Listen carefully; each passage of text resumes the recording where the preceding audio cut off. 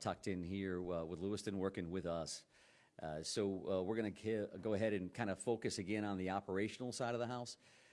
It's intended that I'm your only speaker for this morning. I suppose if we do get some Q&A that somebody else I think can answer readily, we'll do that, and we'll do the best we can for you and for the state of Maine and the community here. So I do want to start right at 7:45 last night when Mr. Card was located deceased from a self-inflicted gunshot wound, and that did occur at the Maine Recycling Corporation, and that's at 61 Capitol Ave in Lisbon. And we're going to try to put that right up here on the screen. The audio visual is a little better than the chalkboard we had on day one.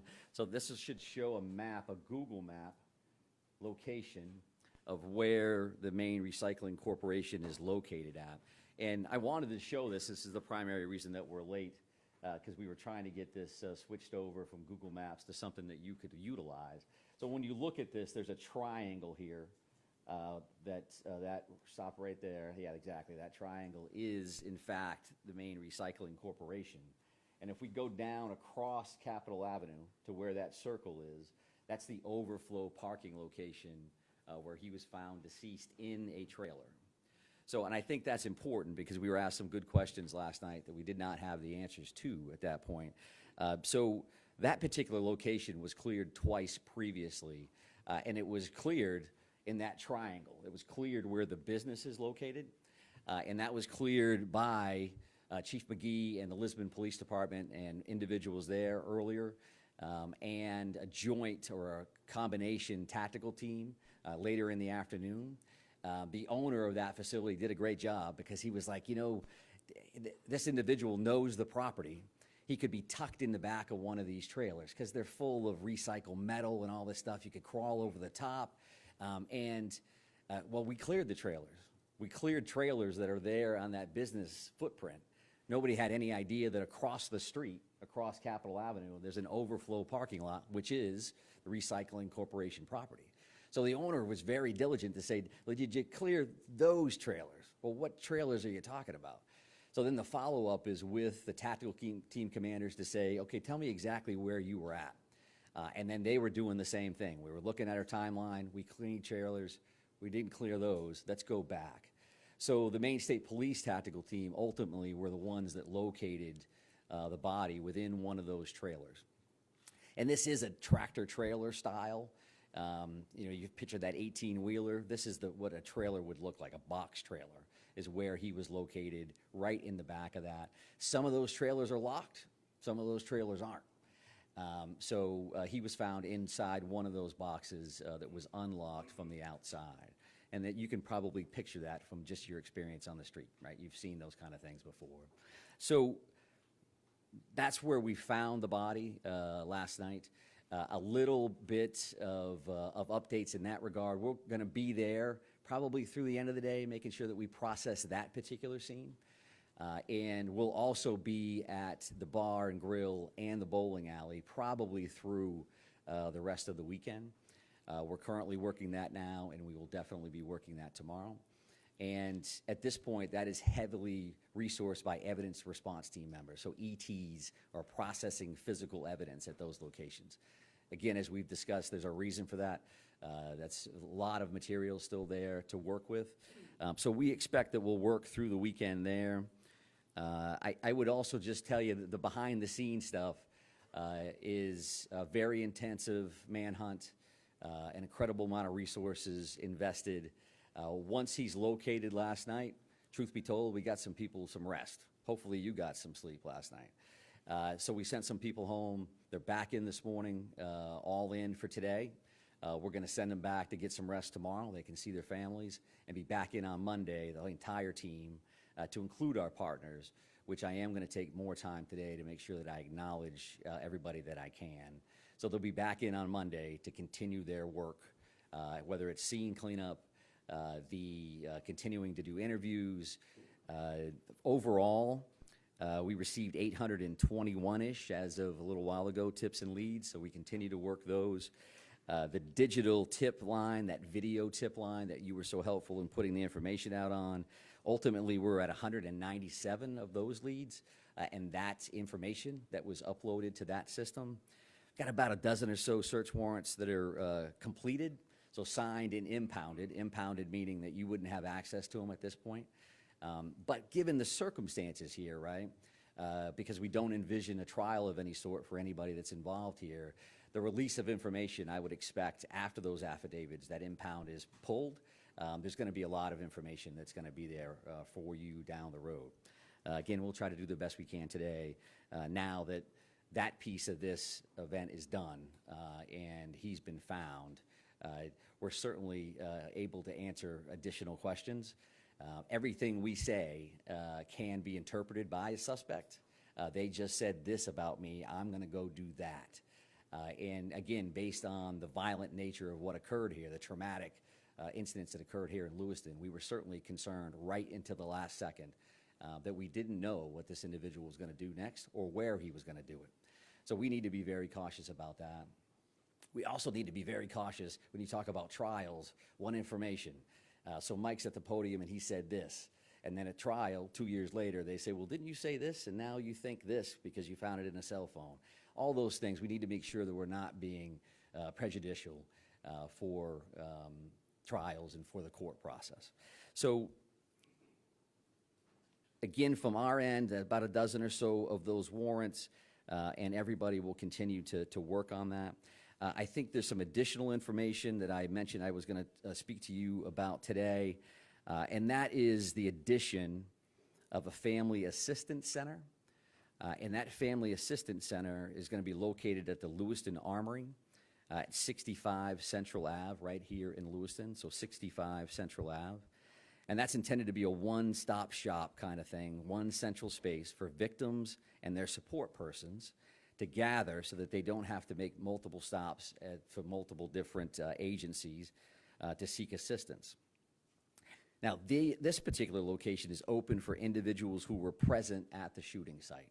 So whether you were victim, physically stating that you were injured during this event, or you were there and traumatized, in either one of those situations, the Family Assistance Center will be a good spot for those individuals to go.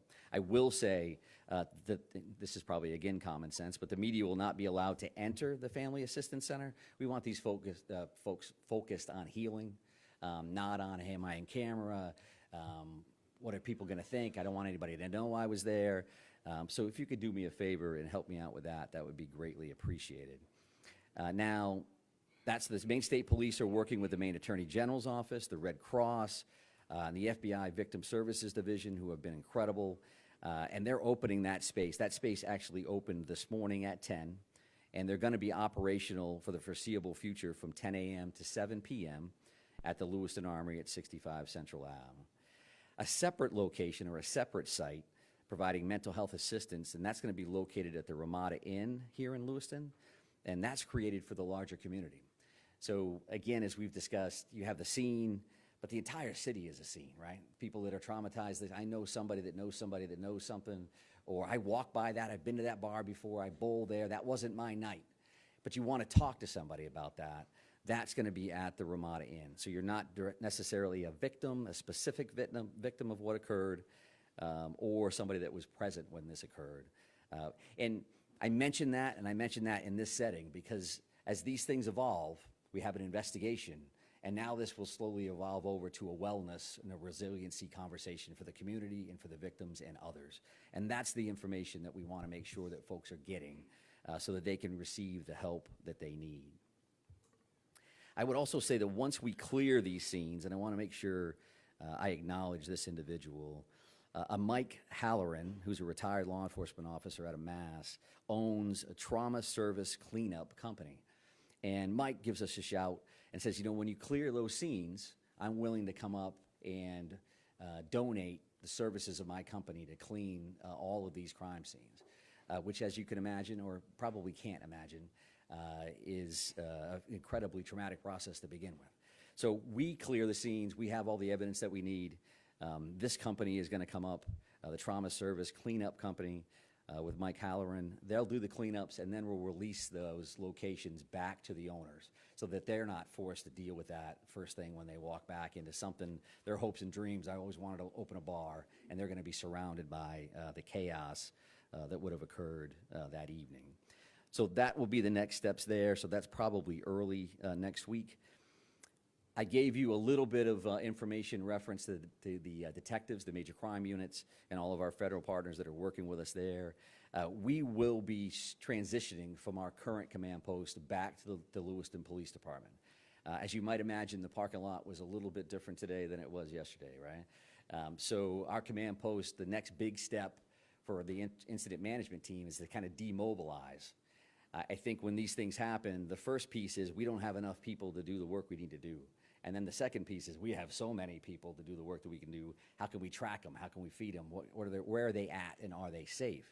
So we're going to be fully invested in the demobilization of that location and the personnel that are involved throughout today and into tomorrow.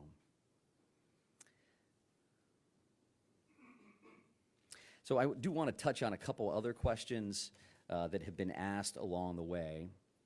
And with clearance from our prosecutors and our detectives, we're certainly more comfortable answering now based on the current outcome of what happened last night. So one thing, there's been a number of completely legitimate questions about a note that was found in his residence. So this is a paper-style note. I'm not going to read it to you verbatim, but what it is it's a note to a loved one, and is saying that this is the passcode for my phone, this is the bank account numbers, and I wouldn't describe it as a explicit suicide note, but the tone and tenor was that the individual was not going to be around and wanted to make sure that this loved one had access to his phone and whatever was in his phone. We're working on that now to get into the phone. That's one of those search warrants. That's one of those very specialized skill set that our folks have. And then the bank codes to make sure that that happens. That's not uncommon in suicide situations. You get long loads, you get very set up scenarios, but that's something that you asked about, and I do appreciate that. And again, we can talk about that a little bit more now. There was a firearm found in the white Subaru station wagon. That was a long gun style. I don't not have the make and model. You could ask me, is that an AR-15 or is that a this? I don't know that. But I was asked yesterday specifically, did they find a gun? Did we find a gun in the car? And we did. And that was a long gun. And to my understanding, that was the only firearm that was found inside the car at that time. I would expect, again, based on the investigation and the outcome, that when these impounded affidavits are released, there'll be search warrant lists, and they'll have all kinds of stuff. What did we find, and how many of this, and how many of that? So that'll be much more detailed. So did you find guns in the house? Did you find guns on him? So that is something that we've been asked about, and I wanted to make sure that we covered that as well. Another question that I've had some conversations around this morning. You know, if you talk about is there a motive here, right? I think clearly there's a mental health component to this. We still need to do some research around trying to get access to certain records and things of that nature. Which again, you could probably imagine is not just as simple as he just calling somebody, hey, can you send me this thing? But what I would say is, based on what I've heard through conversations this morning, I don't see, or I'm told that we don't have access to any forcibly committed for treatment information reference to Mr. Card, okay? So you can volunteer, as an example, to go to a facility and seek treatment for months on end. But if you're not forcibly committed to seek that treatment, and it's very specific to treatment, right? Not forcibly taken for an evaluation is completely different than treatment.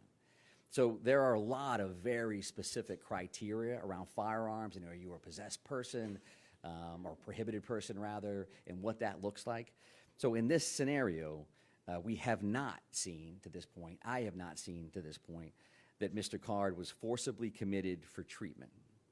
And if that didn't happen, then the NICS check. You could go into a firearms dealer who does all of their work, and the background check is not going to ping like this individual is prohibited.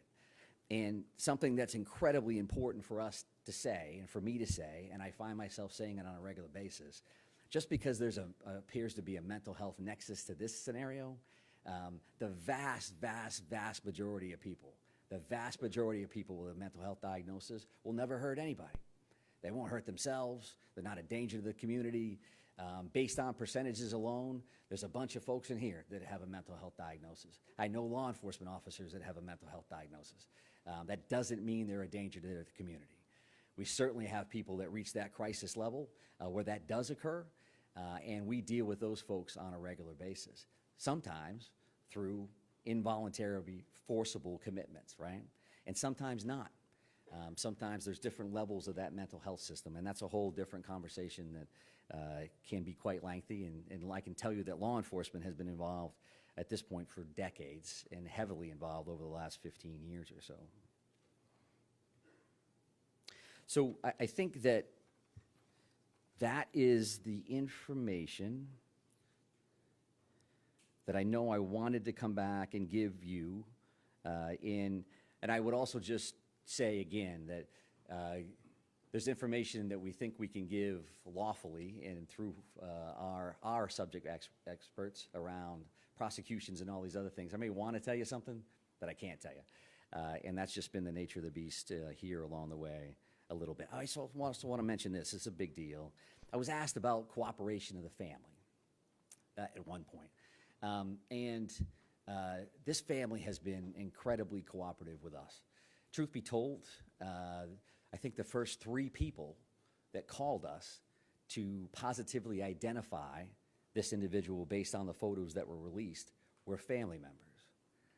And unfortunately, what happens in a scenario like this is that this happens, they're connected to this family, and that family has taken a great deal of grief, to include threats, people hanging out at their houses, and saying, do they know? Is it their fault? Are they enabling? All of those things. Our investigation would have been incredibly, it would have been detrimental if they didn't come forward immediately to let us know who this individual was. And how difficult a decision is that to make when you've lost this many people? It's not that difficult, but you can imagine that my family member was involved in that traumatic event, and I want to let people know. So that they should be acknowledged in that. Again, I won't specify exactly who the family members were, but as a whole, we found them to be very, very cooperative.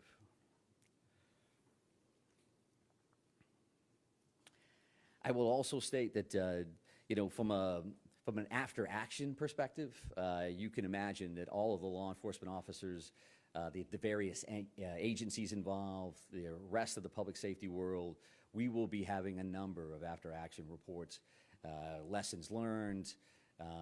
We don't want this to ever happen to anybody ever again, but we've learned a lot as a state from other communities around the country where this has happened, other communities internationally where these things have happened, and they put out best practices, and this is what's happened, and what are we going to do next? So I would expect those things to continue.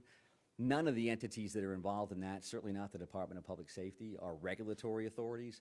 Like, hey, we have authority over what happened over here, and we're going to act on that. So there's a time and place for all of those things, to include that mental health system. There's a military component. There's all those different things which has their own networks to regulate and make sure that they're checking their own processes, and I think that's rightfully so. So I think what I want to make sure I do, and I want to make sure we switch that screen back over to that victim screen to make sure that we all remember why we're here and why we do the work that we do.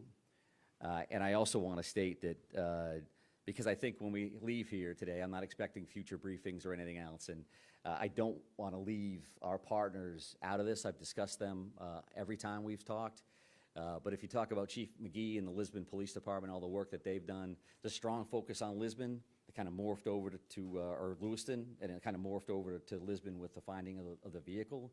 But Chief McGee and his team and his community have really, really stepped up across the board, and they deserve a lot of credit as a strong partner of this entire thing.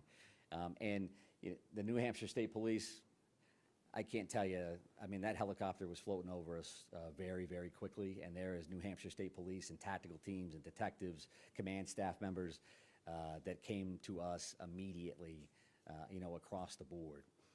From our federal partnerships, what happens in these is that everybody's got incredibly long titles that are accurate and they mean a whole lot. But when you talk about the ATF, you talk about HSI, you talk about DEA, you talk about the FBI, you talk about, we're down to first name deals, right? So you talk about Kevin, you talk about Jim, you talk about Mike at HSI, you talk about Jody. That's who we are now, right? And it's going to be valuable in the future to have that first name basis in case something else happens, across the board. And certainly, the Maine State Police as the lead major crimes and investigators on the scenario have been in the forefront of this since the very, very beginning. And whether we have our elected officials here from various communities, we have IF&W, my fellow commissioner Judy Camuso is here. Let's not forget that hunting is open today. I want to make sure that we discuss that for sure. And I guess I would just close on that, on the acknowledgement again of Chief St. Pierre and the work that him and his team have done. They've made their community proud. They've made the state of Maine proud. And we're lucky to have them as part of the Department of Public Safety. So with that in mind, I'm going to try to do some Q&A. We'll see how this goes. I wrote myself a note. I'm supposed to repeat the question before I answer it because nobody can hear it. So right here, ma'am. Yes, talk about the victims who were killed. What about the victims who were injured? What's their current condition, and can you identify any of them? I can't identify any of the victims at this point. My understanding is the last update that I received that there were 3 people in critical care. And I don't have any more specifics reference to the remaining 10 in that scenario. And as you might imagine, these individuals passed away because of this crime, and these other folks have to live with the rest of their lives. So I'm not sure that they want to be identified in the sense. We've had victims' families with media members and others parked across the street. They feel nervous, they feel scared. So we're not in a position that we're going to identify them. And sir, right here? Yeah.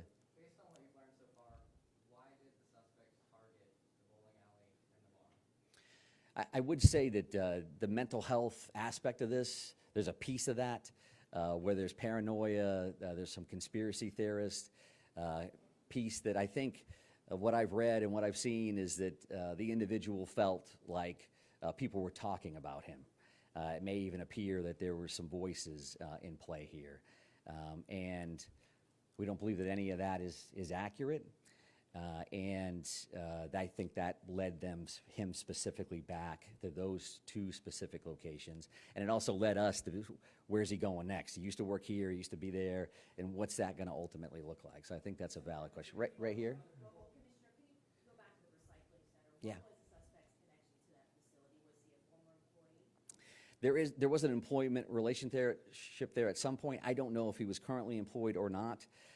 And I don't think I'm in a position to answer that. I would kind of lean towards the business owner, and he's been part of this very forthcoming that got us back to that location to check. So I don't want to speak on his behalf of exactly where Mr. Carrs or what his status was at the end. How long was he deceased? I don't know that yet, and I think that comes down to the autopsy in many ways. They say, he passed away of this, cause and manner of death, and then they'll be able to give a range of some sort of how long he's been passed away, but I don't know how exactly tight that's going to be. But sir, did you have a question?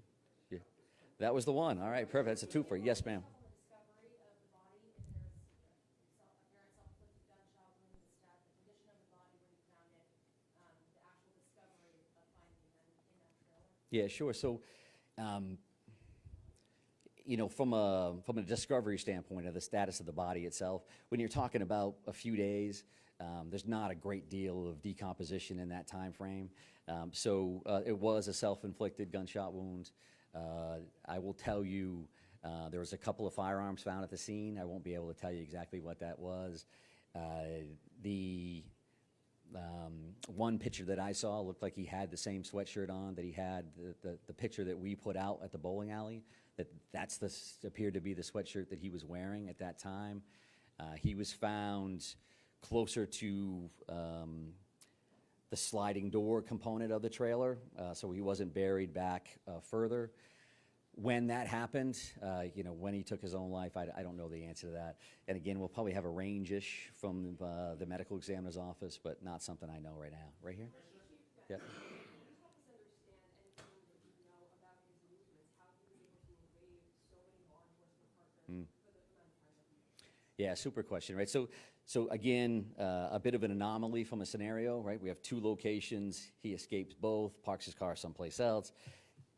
And I want that picture to stay up there. But if you looked at that Google map, from the Lisbon location, but I'm going to screw up the boat launch terminology again. What is that again, Ryan? It's the Spanish River Bridge boat ramp, which is the entrance to the Paper Mill Trail.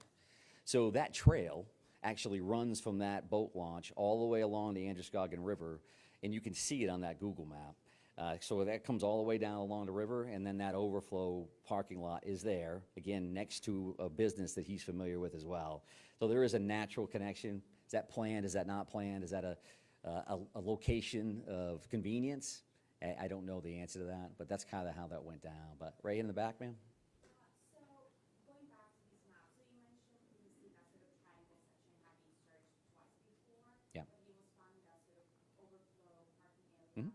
Had that area specifically been searched for before? No. No, it had not. Yes, sir. Thanks very much. You just said, I think, that 2 firearms were found with his body. Mhm. So can you just clarify, does that mean there were, in all, there were 3 firearms on his person? One found in the car and then 2 on his body? Yes.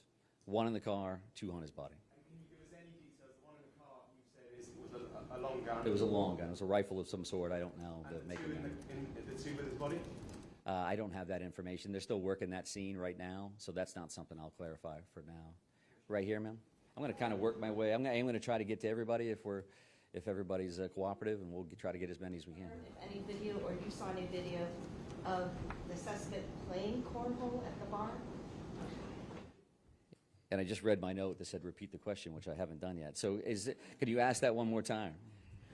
Can you confirm that you've seen video or there's video of the suspect playing cornhole at the bar? So is there video, or can we confirm that there's video of the suspect playing cornhole at the bar? No, I have not seen that. There's a lot of video yet to view from the locations, as well as those 197. I don't know how often this individual frequented the bar. If there's a timestamp on when that would have occurred, I don't know the answer to that at all. What about frequenting the bowling alley? I think that there's a connection to all of those locations. I think both of those spots. I will tell you from a community standpoint, a lot of people in this community were familiar with both spots, right? So this thing happens, and everybody's like, I was there once before. My family visits that spot.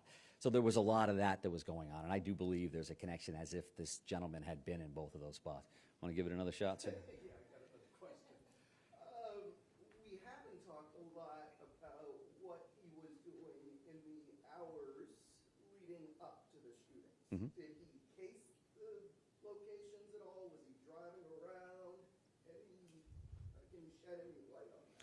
So we haven't focused a lot of time on the time frame leading up to the crimes themselves. And no, I really can't flesh that out. I do think that what happens from here is those neighborhood canvases, and we say, okay, so this happened. We know this call came in at 6:56. We know that call came in at 7:08. Can we follow that suspect vehicle, that white Subaru station wagon? Can we track that with video in 100 different locations?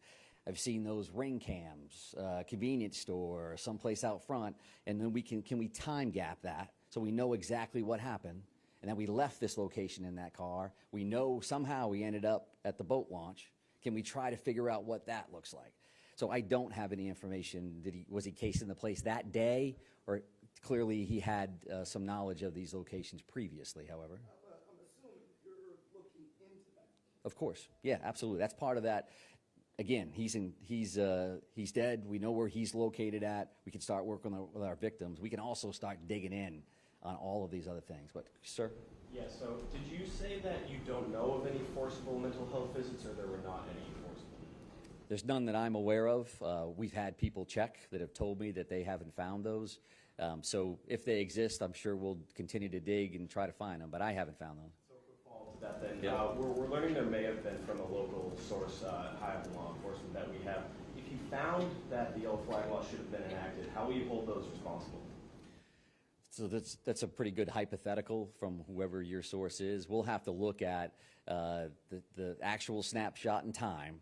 The yellow flag law in the state of Maine is very specific about an individual that's in protective custody from law enforcement to begin with.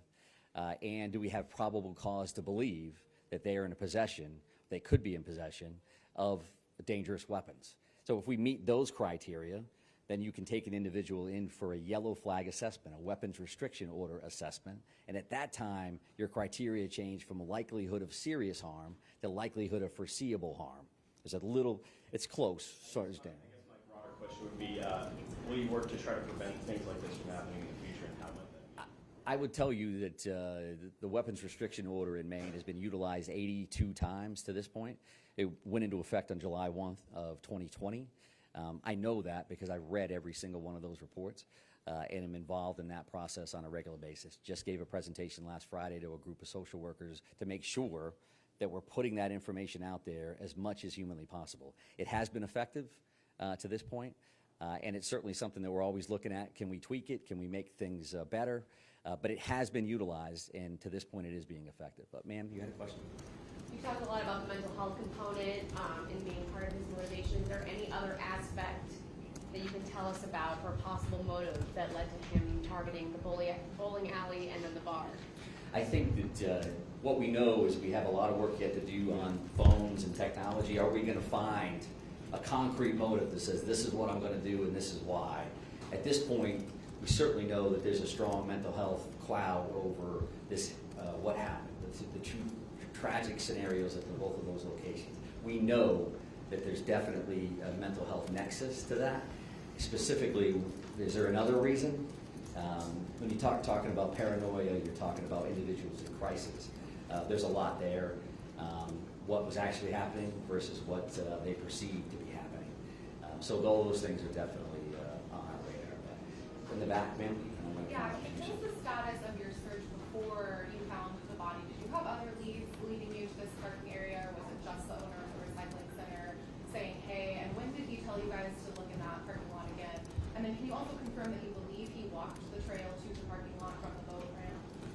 So the two questions there, did we have additional leads, reference to the overflow lot where he was ultimately located, and can we confirm that he walked? Number two, we haven't found a vehicle or any other bicycle or there's no other information to lead us believe that there was anything but walking down. I suppose something could happen to lead us in that direction. So there's whatever that is, 800 and something leads and tips.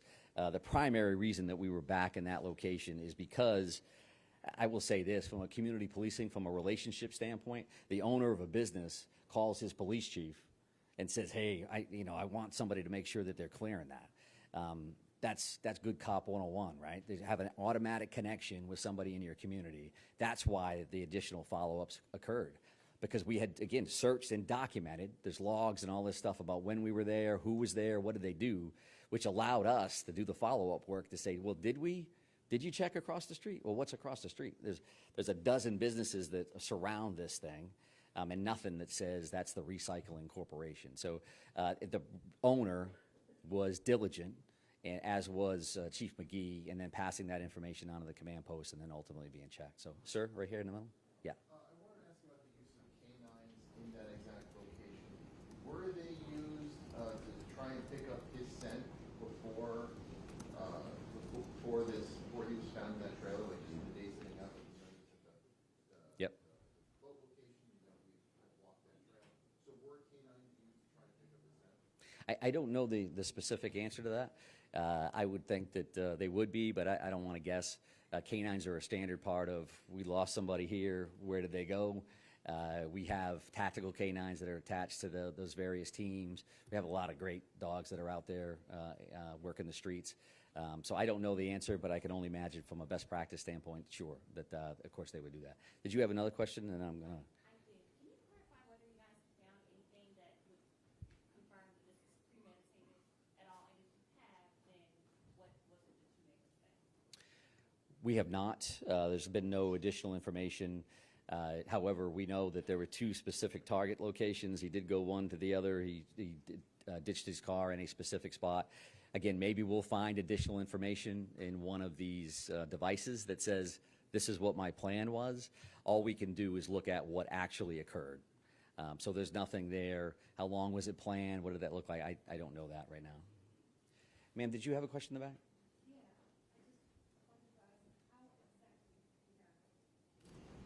How exactly did he die? So the question was, how exactly did he pass away? And that was a self-inflicted gunshot wound. Is the apparent reason for his death? I won't give a specific location, I don't think, for today, but kind of moving, ma'am, right here.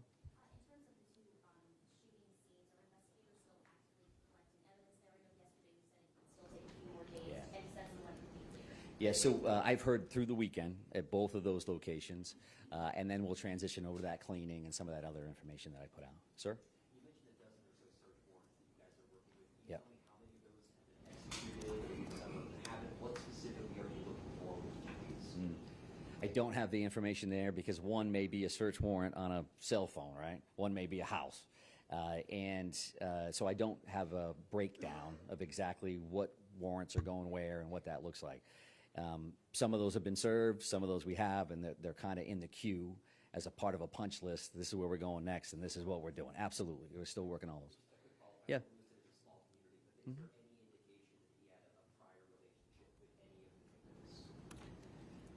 I can't speak to that specifically. I think that would speak to premeditation and something as a motive above and beyond the mental health crisis that we know exists.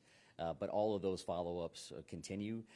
Because you have the victims themselves clearly that have passed away, but we're also talking to everybody that he ever knew, right? Somebody he worked with, somebody he was in the military with. What did you know and how and all of those kind of things. So that continues. But, sir? I want to get back to the 2 previous searches. Okay. First, thanks for answering all those questions today. I think this is important because, I've spent a lot of time in Lisbon, and that community certainly just from the lockdown, the shelter-in-place has suffered. Right. And I'm wondering, as you sit here today, do you think something more thorough search could be done in that location, whether it's surging more resources to that location? Because I saw the chief out there with his officers on their own doing a lot of these searches. And the question becomes, should have more resources surged into that area? Because it seems like one trailer was just missed, none of those searching. We didn't really see a surge of resources into that area until yesterday. There was a much bigger presence yesterday than there has been previously. Right. So I'm wondering if you're thinking about that now, because it did affect this community. I mean, people were in tears, just going to the supermarket to shop. It was so difficult for them. Yeah. And I'm just wondering if you're thinking about that at all. So the question is, do we think now we should have surged additional resources to that area, either those 2 searches or otherwise? And I think we had a great deal of resources in play.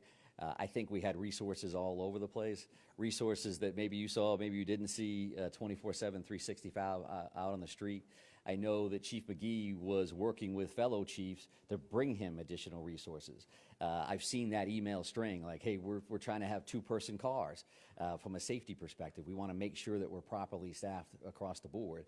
Another incredibly positive aspect of this is that search that Chief McGee led was because one of his officers found an open door to that facility, right? So that's what's happening.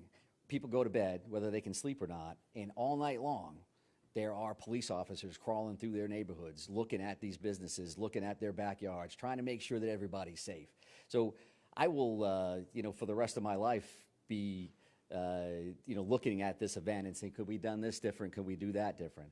I think we had resources in play, and our hearts go out. The reason we do this work is because of the trauma that is caused to our communities, all communities, when these things happen. So it's a completely legitimate question, but not one that I think was resource intensive for that particular area. But sir in the middle, why don't you follow up? Go ahead, I'll give you that one. Those 2 searches, was it just the Lisbon police? No. Or did you have other officers? Yep. Oh, so you had other officers? So Chief McGee led that one search, and then there was also a combined tactical team that did an additional search. But again, as the reason that we were late and we wanted to put that map up there is because if I told you, well, they didn't know about the overflow location, I wanted to be able to show you why that is, right? There's a business here, you cross the road, there's this overflow parking lot that I don't think, me personally, would have naturally connected, that this business is connected to that. If it's all in the same lot, because these tactical team commanders, as an example, well, did you check trailers? And the answer is yeah, we checked the trailers that were there. And then the owner, again, being diligent and knowing his property, said, well, did you check those trailers? Which trailers? Well, the ones across the road, down here across Central Ave. And the answer was, no, we didn't go over there. That's not what we were there to do. So I think that they did their due diligence across the board. But sir, in the middle? Thanks for your time. Sure. Questions. I guess two things I wanted to ask you. In terms of that note, is there a timeline on when you think that may have been written? Is it that day before you proceeded to the shootings? And then secondly, on that trailer, do you think he may have been in the woods and then doubled back there? Legitimately missed, first time possibly because you didn't check, but maybe he wasn't there? So I think two different questions there. One, reference to the timing of the note, and then how he got to that trailer, when he got to that trailer. All we can say for the note component of this is simply saying that we know when the initial shooting happened. I think as we try to backtrack through his day, which was an earlier question, can we identify where he was at a certain time in comparison to the shooting at 6:56, and then know in the middle. So he must have had it there at some point. Maybe there's a technology piece of this. The phone stopped moving at a certain spot. Maybe there's going to be additional information there. And when he went to the trailer, how he got to the trailer, I would like to think that we're going to get some additional information there, but I haven't seen it yet. And we're going to continue to work it. So, yes, right here. Did Mr. Card have any prior interaction with law enforcement in the area in the days, the weeks, the months leading up to this tragedy? Somebody has told me that there was an OUI investigation from like 2007, but I'm not going to go in depth because I don't know enough about that. I don't want to lead you astray or give you the wrong information. And that question was reference to interaction with law enforcement as well as criminal history. But, sir? Sure. Question for the ATF. Can you either tell us or tell the commissioners, if he can tell us the make and model of each of the 3 firearms that were recovered and whether Card obtained them legally? So I think that the reality is that we'll have that information as part of the search warrants and as part of the investigation. I don't have it right now. That's my failing, not the ATF's. So I won't need the ATF to tell us what the make and model is. We will go to the ATF, however, to say when were these firearms purchased and who purchased them. And we'll know that initial component. That's a standard check that law enforcement do every time that a firearm is involved in an incident or a crime or anything else. I appreciate that, sir. Yep. The ATF is standing behind you. They can give you the same exact answer if you like. Would you like to answer that? So as far as the firearms, as far as I don't want to misidentify models or makes, but what I can tell you as far as the firearms that have been recovered, they do appear to be purchased by him. Legally purchased. Wait, 10 days before this incident, we have some information that you purchased it, some days before. Yes, some days before. There's been a number of firearms that have been recovered as part of this investigation, and some of them have been purchased very recently, and some of them years and years ago. Yes, sir, right there with the hat. Yep. Yeah, just a quick question. How many trailers are in that overflow lot, and do you know how many were locked and unlocked? So it's 55 or 60 trailers that are parked back there, and I don't know how many are locked versus how many are unlocked. Yep.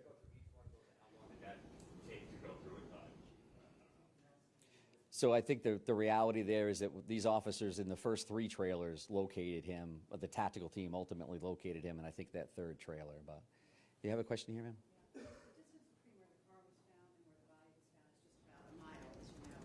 Can you talk about when you searched that woods trail and when you twice cleared the business? So I don't know, Chief, as far as you're clear, do you know you want to step up and answer that? So as far as the trails, we located the car and a perimeter was set up, as you can imagine. And I actually think it's less than a mile, give or take. But you can imagine where that business was that we spoke about tonight, that's a large industrial park. We're not just talking about a small area, we're talking large industrial park. But I can say that there is numerous resources from state police, all the local agencies, all the sheriff's departments across the state of Maine, federal agencies. We had helicopters in the air over that vehicle moments after I arrived, and I was the second officer on scene. I can tell you that we flooded that area with resources. Someone brought up a question about canines. One thing with canines is we don't want to hinder sense. And I'm not going to get into all the details of the investigation, but I can assure you that there was a lot of teams that searched the area. On top of, I'll add one thing, on top of it being an industrial park, numerous different businesses. Obviously, there was one business that we were interested in, and our tactical teams did clear that building at Maine Recycling. And as he pointed out, there was a open door that was found that one of my officers found on the overnights again, and we cleared the building again with several agencies. But I'll just point out this: why this is all going on, we have to also understand everything we do is a methodical approach, and we got to be safe. We got to make sure our officers are safe. But we're fielding hundreds of calls at our comm center. And there was also the tip line that I heard today how many calls came in there. As you can imagine, it was an astronomical amount of resources being used across our community. Not everybody's in marked police cars. Not everybody's in full uniform. But there was a lot of resources from across New England that was here, including helicopters, moments after I arrived on scene when that car was located. So we used every resource that was available.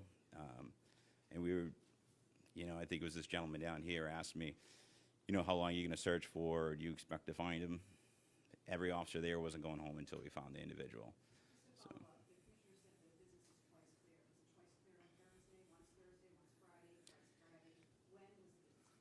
So Maine Recycling was cleared Thursday. It was cleared on Thursday. And then my officers, trying to think, I had like 3 hours sleep over the course of a few days. But it was in the middle of the night. I'd say it was 2:30, 3 o'clock in the morning. My officer found it, and we activated everybody to go to that area and got other resources. I was in constant contact with the state police tactical team throughout this. I was in constant contact with Lieutenant Keaton from the state police, did an outstanding job. Greg Roy from Maine State Police, outstanding job.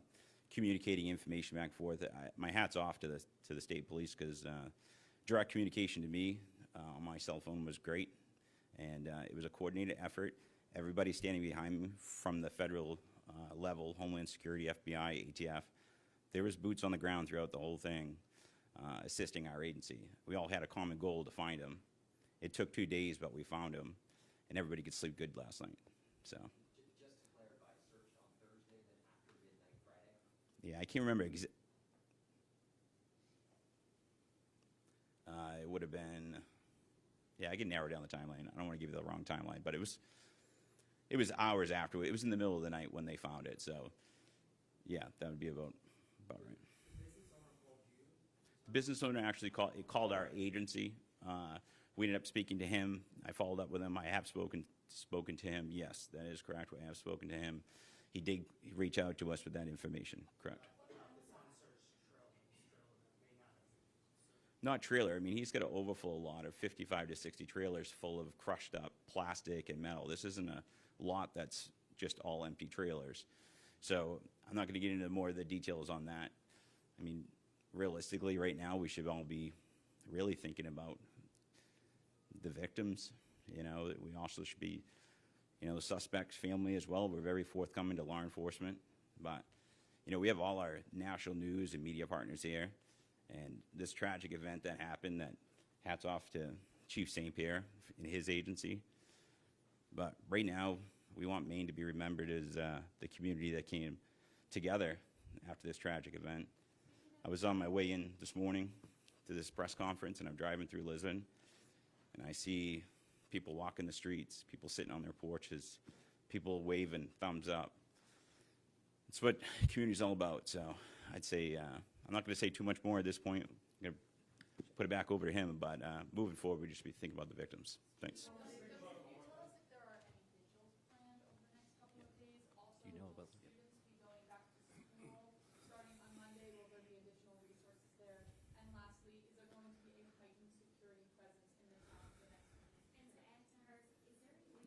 One at a time. All right, so first, answer your question about visuals. I do know of one that at 6 o'clock tonight at the Rumbo site in Lisbon Falls, there's going to be a candlelight vigil being held there in Lisbon to remember the victims that tragically killed in Lewiston. As far as school, I'm still in communication with the superintendent of schools. I don't have an answer for you on that yet. And what was your other question? The other question was, is there going to be a heightened security presence? Yes, yeah, we have multiple extra officers on, yes. Your department, well, all of you all's department, you guys put in a lot of work. How are you all doing? And what resources are going to be made available, if any, for the people who are working on this case for days on end? I can tell you that personally, I can speak only for myself, but NAMI in Maine, as well as every crisis counselor has reached out to me from my department. We are scheduling debriefs for my department. Elizabeth Police Department was heavily involved as soon as it happened to go up and assist Lewiston right at the scenes. So I want to get those officers some assistance, but as you can imagine, nobody on my department wanted to go home until we found that individual. And I pretty much had to force them to go home and take a nap, so. Chief, could you describe the moment that your officers opened that door, that trailer? Like, how did they make the positive identification? Yeah, I won't be able to comment on that because we weren't involved down the trailer, so I'm going to put it back over to the, thank you. I appreciate that. So the Maine State Police Tactical Team are the ones that located this individual. And again, because of the appearance, the facial hair, the clothing, the circumstances, they were communicating back to Major Crimes, who was communicating with the Attorney General's office, the Medical Examiner's office. What are we all comfortable with in order to ID this individual positively and say, so we could come and say that this individual has been found and he's deceased and this is how he passed away. So that part of that identification process is pretty standard, and that's the process that we followed here. As soon as we knew that, the very first call that we made was to Chief St. Pierre to notify him that, again, that next level can occur. I'm going to take one more question, and it's going to be from you. Understanding that there has been no enforceable commitment to any kind of mental institution, can you tell us anything that you know about voluntary self-commitment that we may have? So the question is stating that there's no forcible commitments. Do we know of anything that's on the voluntary side? I know that we're seeking records and we're trying to determine if, in fact, that happened, what did it look like. There are reports out there that it did involve the military, his military unit.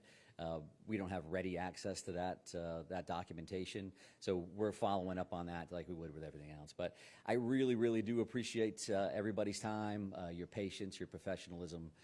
Thank you for taking care of our community. Thank you very much. Take care.